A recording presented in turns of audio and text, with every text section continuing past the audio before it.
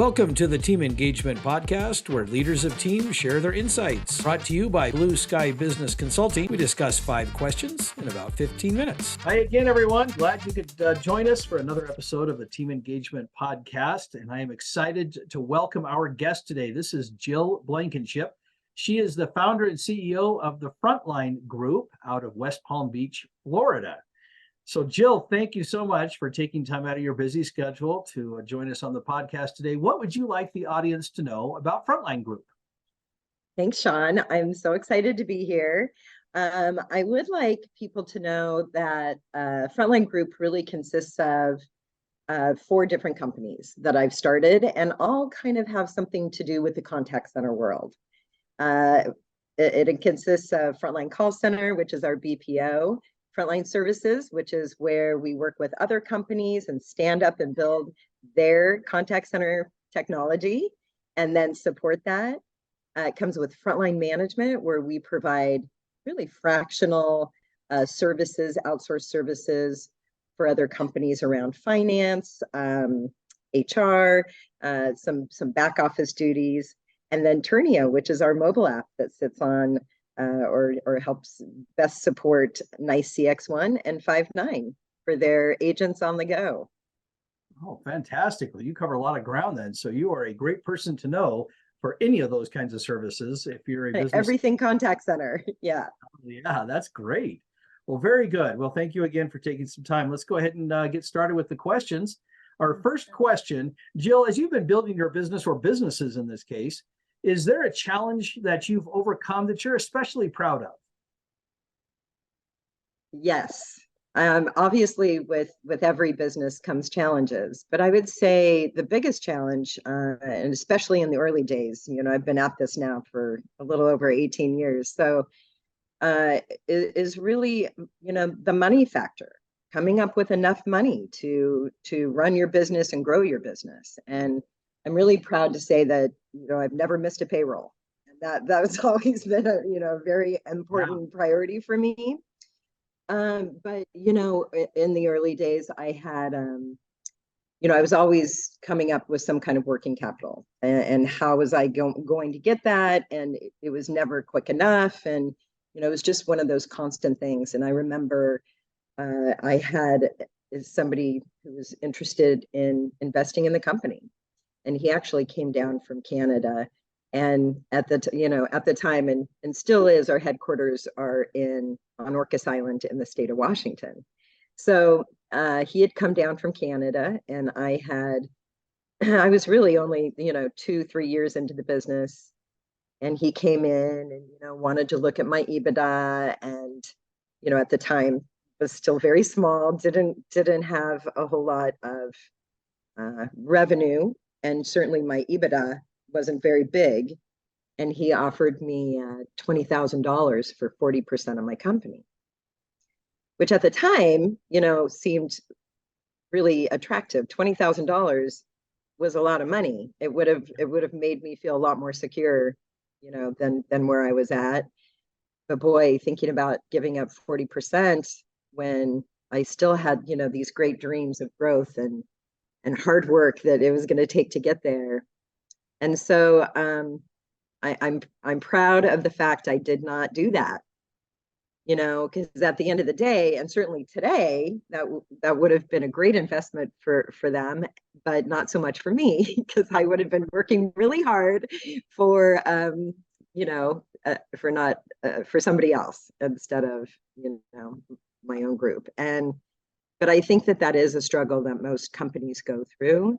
I used a lot of, not a lot, but when I needed them, loans. I got a couple of great SBA loans, which do take time to get. And there were always those cringing moments, when I'm filling out the paperwork and signing my life away.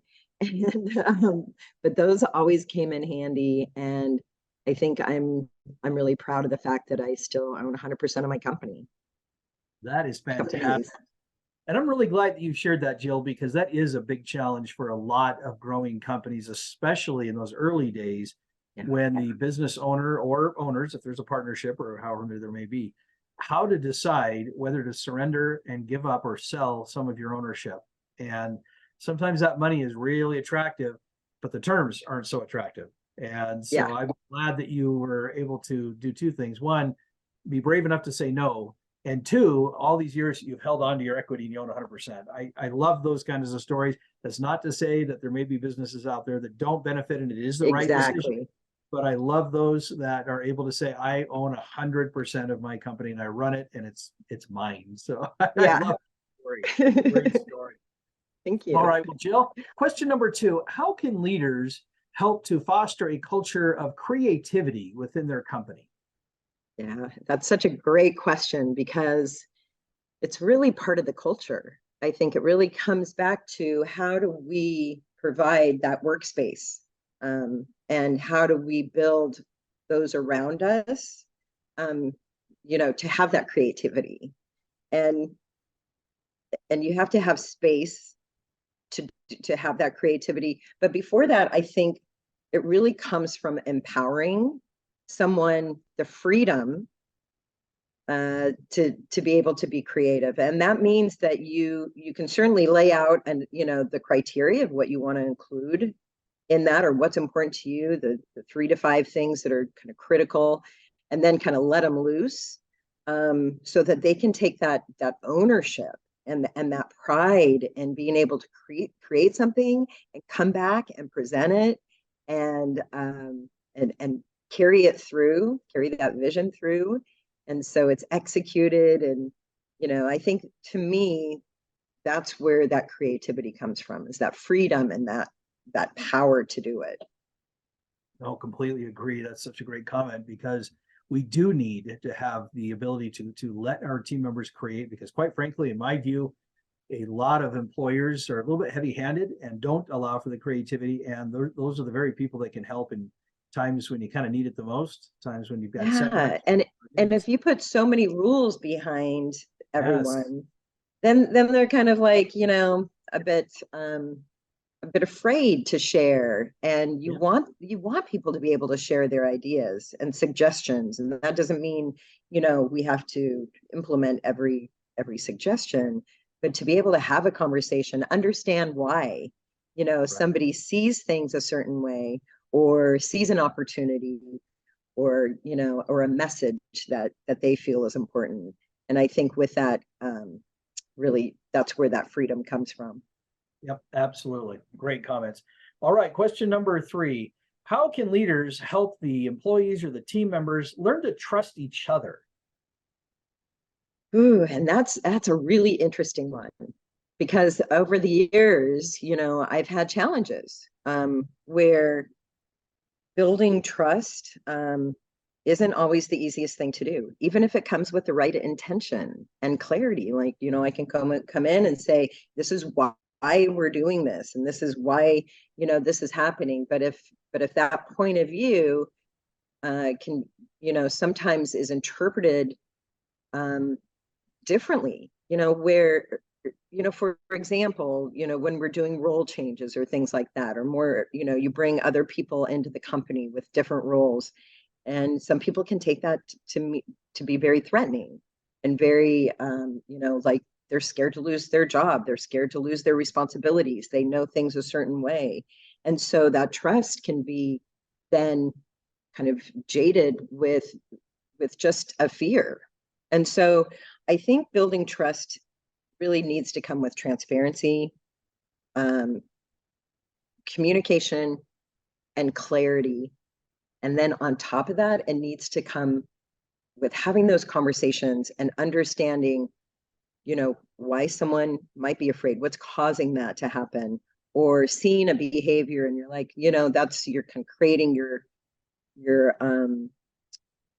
own empire, and that's never good, being single threaded and trying to make it all work. So it comes with transparency and being really clear, and then repeating it a lot, so Right. that vision is really understood, and hopefully with that then can come that trust to work together and collaborate, because that's really where I think the magic of business comes.